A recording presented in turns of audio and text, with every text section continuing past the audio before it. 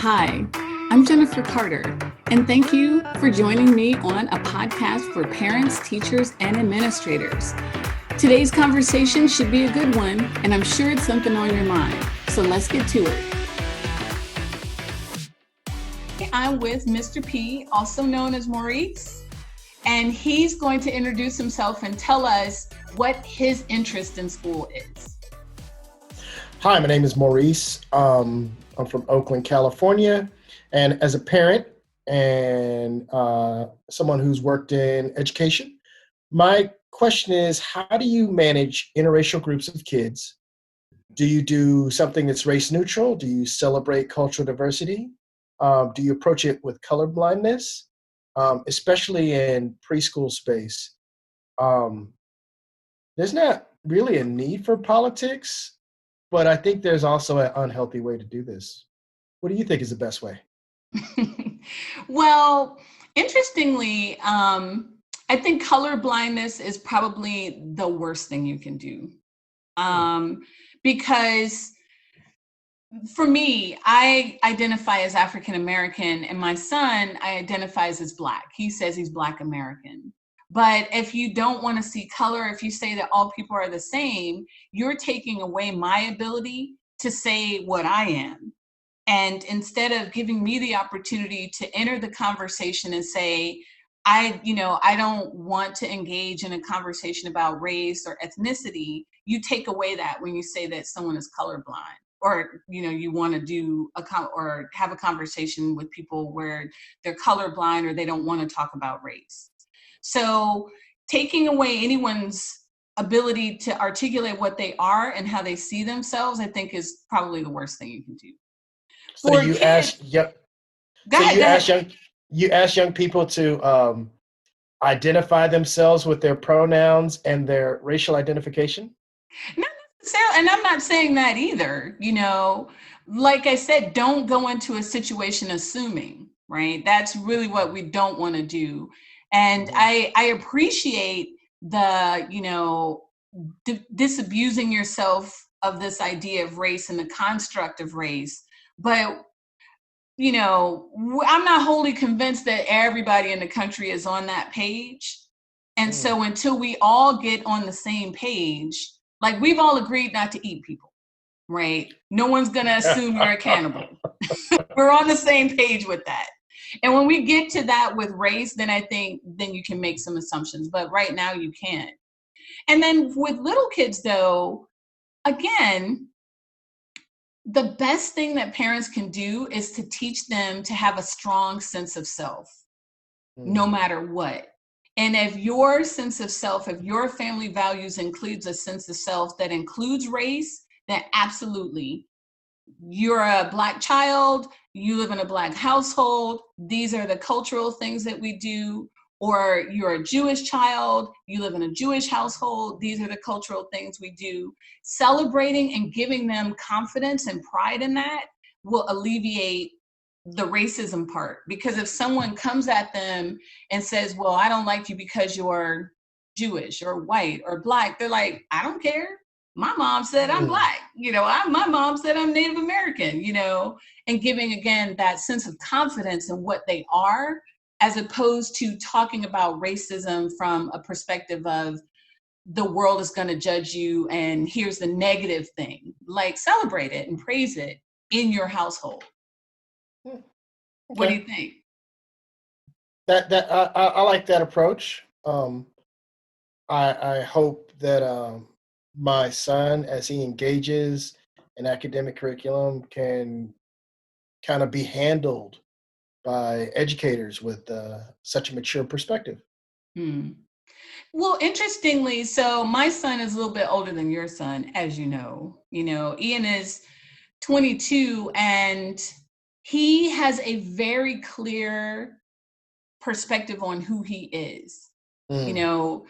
Even though some of those parts of Ian drive his mother crazy, he knows who he is. And he's like, if it drives you crazy, as long as it's not offensive, we may have to negotiate on some of those parts of my personality and who I am, Right.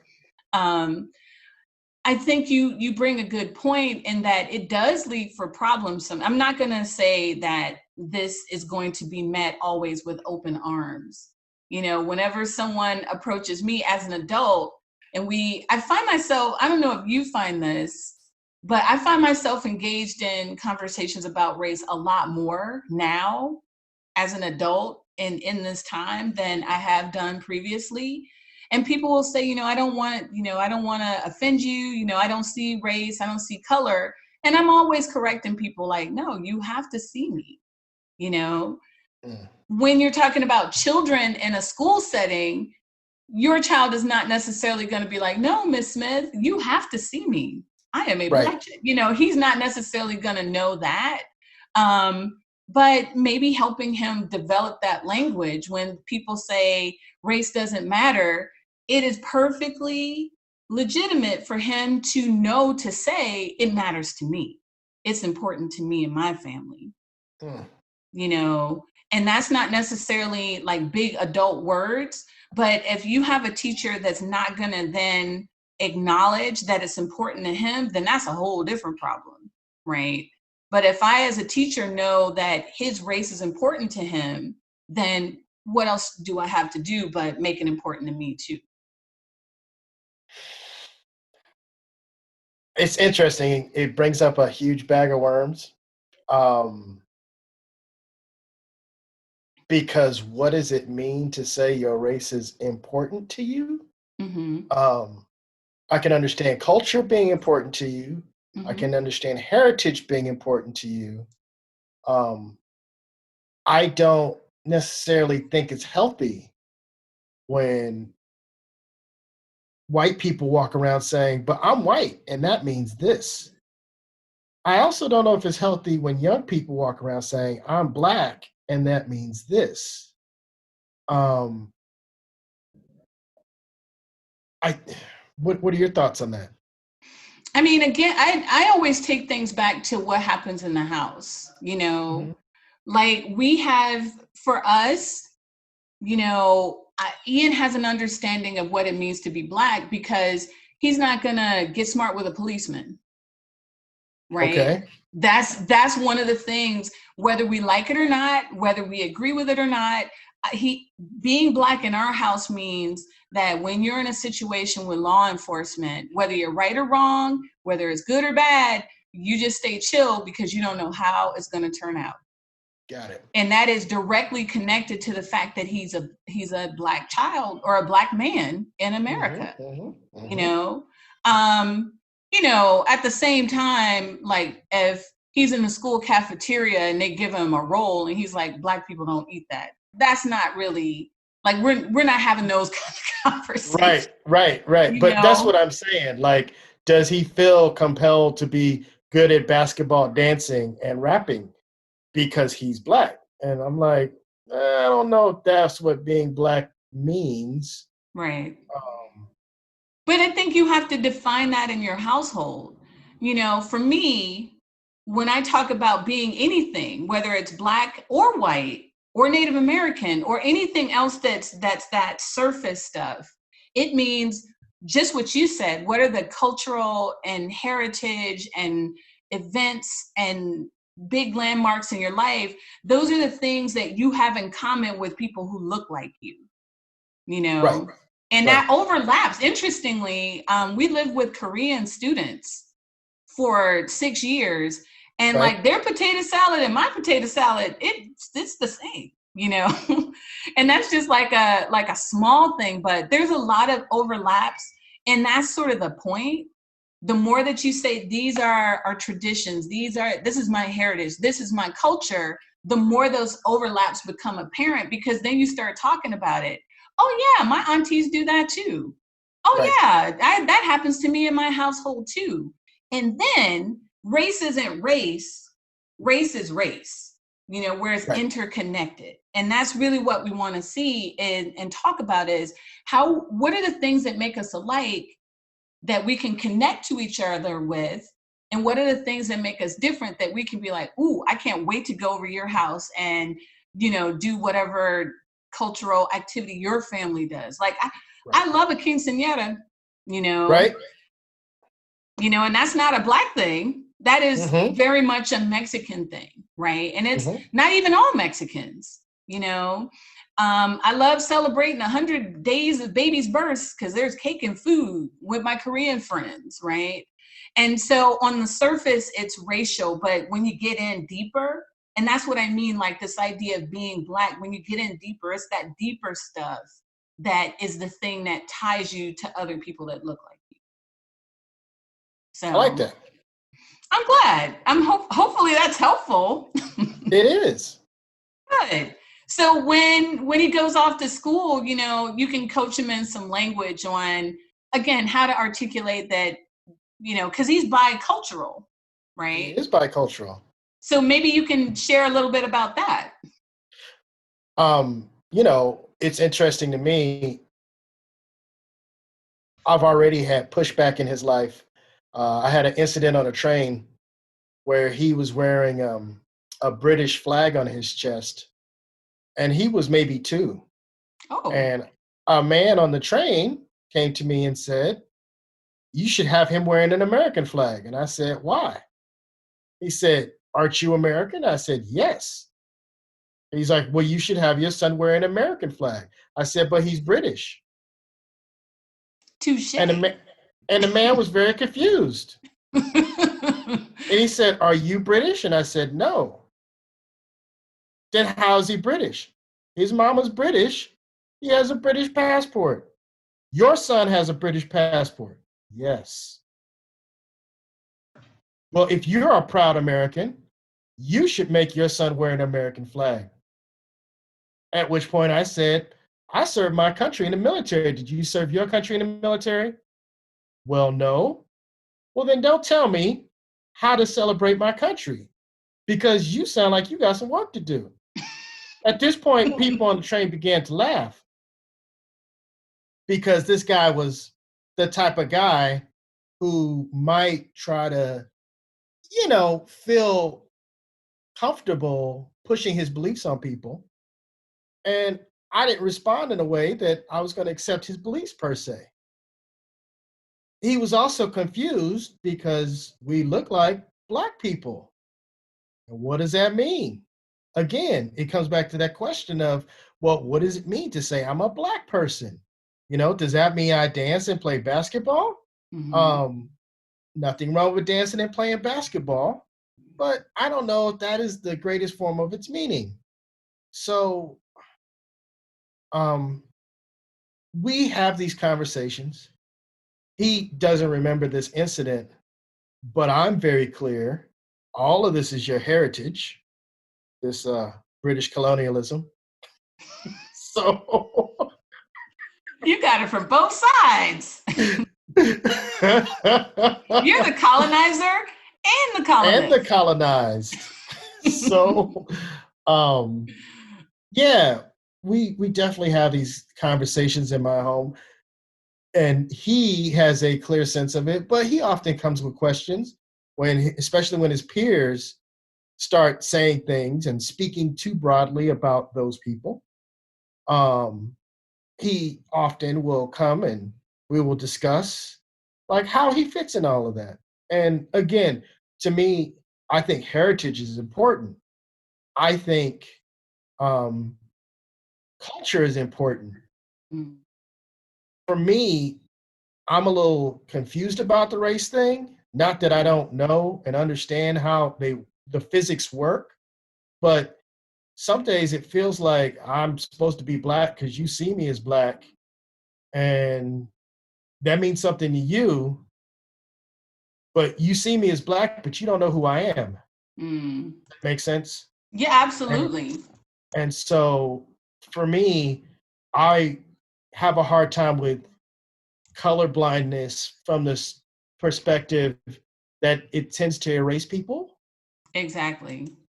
If we want to talk about history colorblindly, we should talk about all of history. Right. But we shouldn't assume that everybody necessarily has the same culture and background, because my son doesn't look British, but he's very British. He's very British. He pronounces some of his words wrong. And I said it. He says I'm wrong. because I'm not British. So I have a feeling that his mother will have an opinion about that statement, but that's not what this conversation is about. His mother has plenty of opinions. So my point is, I'm curious and interested and engaged with how race works out in the classroom, because I think I was raised with some bad habits. Mm. I think I saw a lot of bad habits happening to me in the classroom, um, in, primary, secondary, and, advanced degrees of education. Yeah. So, I want my son to be healthy and not necessarily have a whole bunch of baggage that he don't necessarily need to carry around. Yeah. I have good news and bad news. Yep. The good news is that you can empower him to be confident. The bad news is that he will definitely have some of those experiences that are disappointing. Oh, absolutely. And the good news from that bad news is that if you help him work through it and you talk to him about it and give him support and validate how he feels, he will be healthy. Right? Because if, like in that conversation with that man, he's taking away all of your authority to decide who you are and who your son is. And when you're in a classroom and that happens with an adult who's in power, who's not some random, the best tool and defense is making sure that you reinforce at home. And I think, this is something that will make people raise their eyes, especially parents. Not every time there's a slight is the time to go and talk to the teacher. It may be, let me give you some words to, depending on how old your child is, to go back and say, Mr. Smith, I didn't like it when you said that yesterday, or Mr. Smith, can we talk a little bit more about what you said yesterday? Depending on how he feels and depending on his maturity. Right. I know I sent my son to school all the time like that when he was in second and third grade, and the teachers were like, what? And then they would say, well, I'll talk to your mom. And they would text me or call me, and I would say, he is very articulate. You need to have a conversation with him first and then report back to me what you guys came up with. And I would ask him and I would ask the teacher. And then if there was still something, there was a couple of times where that didn't work. Then I went and had a conversation with him. But it's just like anything. Like the more you use a tool, the better at it you get. You see people who are born with no arms, they've been writing with their feet since they were little. Correct. But we don't necessarily do that, the equivalent emotionally with kids. We don't get them started writing with their feet until they're in high school. And by the time they're in high school, you're 5 seconds before you got to get out in the world. Right. And I think that's what's unhealthy for children, is they go out into the world only having practiced those crucial skills that they're going to need to navigate the world for like a year. So the sooner you can get them talking, the sooner you can get them advocating for themselves without your intervention, mom, dad, auntie, cousin, the more time they'll have to really, really get good at it. I like that. Thank you. Well, do you have any other questions or anything else you want to talk about? I think this is a very relevant and topical question, because school's going to start without in-person education. How do you differentiate education for kids who might be a little advanced to the curriculum in a way that the curriculum still engages them? So are you talking about as you're homeschooling or as you're doing the distance learning that's coming from the school? Yes. Both. Well, I actually am a huge fan of project-based learning, but I actually, in my book, the Made for Pre-K book, it actually articulates ways that you can translate everyday living into project or experience-based learning. So helping you pull out like what in everyday life can you learn from?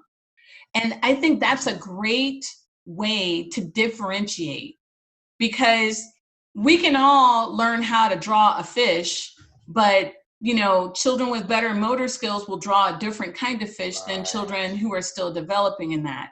So the more that you can take the schoolwork that he does and translate it into some form of a project, the more he'll be able to like push the limits of what his learning is.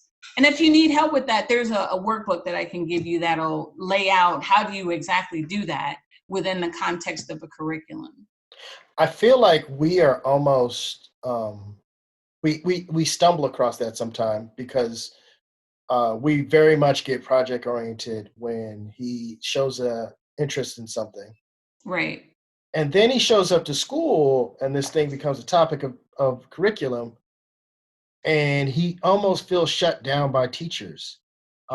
He was in preschool arguing with his preschool teacher about uh, brontosauruses. The Oh. teacher gave him a worksheet saying this is a brontosaurus, and he couldn't read the word brontosaurus, but we had dove deep enough into dinosaurs that he knew that the brontosaurus was a hoax and that it was actually an apatosaurus and a brachiosaurus. And I don't care about dinosaurs, but my son has informed me about these things. And he, was very discouraged and, had a tearful moment at home when the teacher said, you need to color this picture of the brontosaurus. He had a similar experience in first grade when he was talking about space. The teacher wanted to explain to them what the planets are, and he wanted to get deeper because he's into space now. So he wanted to talk about Olympus Mons, which is the mountain volcano on Mars. And you notice I shook my head like I knew what that was. That was acknowledgement. That wasn't that I knew what you were talking about. I'm glad you clarified. Well, I just want you to understand he knows more about what I'm talking about than I do. He wanted to talk about Enceladus, which is a moon of Saturn, and that is not the scope of the curriculum. So how do you keep a child engaged when they want to share that they are grasping the curriculum in class and engaged, but you already covered that? Because it feels like curriculum is constantly reviewing the prior foundation and adding to, reviewing. That's exactly and what adding it is. to. Right. And so the stuff he's talking about with astronomy won't be covered probably till 8th grade. Right. But they're going to keep talking about how, okay, Pluto's not a planet. He's like, yeah, I got that. What are your thoughts on this? Well, again, I'll go back to what I said before about empowering him. Again, having him practice when you encounter something you already know, you can tell the teacher, this is what I'm really into at home. And I've been working on this at home a lot, and I've done a lot of reading and a lot of videos and podcasts about it. So I know some of this stuff, but there's a bunch of stuff that I share with the class, some of the other stuff that we may not talk about, and then again, I mean, if I'm a teacher and I know a kid and it's his dig, and that's the thing that jazzes you up. Like I remember being in class and I would have a kid who loved music. I would say, well, how does this relate to, music? And then they go off on a 5-minute tangent, and for me, I'm like, that's 5 minutes that I can think and kind of figure out how the direction that I want to take. So kid, you take it over for a second. Give me a breather, because teachers are really juggling a lot. And, make no mistake about it. There are very few teachers who are like, oh, this technology, I got this, they were juggling a lot, and now they're juggling even more. So the more, again, he can have those conversations with his teacher, because it also gives the teacher kind of a heads up, like, I'm not being a smart aleck. This is just something I'm super interested in. Right. And I'm not trying to contradict you, but this is stuff that I've been searching and researching, and giving the teacher a heads up, and, again, reminding him, you're 7, you're not an expert, but you may want to tell your teacher you're super interested in this topic. Right. Okay. So that may be a preemptive way to kind of avoid some of those awkward moments. Like, this is not a bronchiosaurus. I actually thought that bronchiosauruses were a thing, and now I know that they're not. Brontosaurus is not a thing. Brachiosaurus is a thing. So I didn't learn anything yet. I think I'm going to need some kid questions answered in a few minutes from kids somewhere. I've been corrected many times, so I'm on the right script. There you go.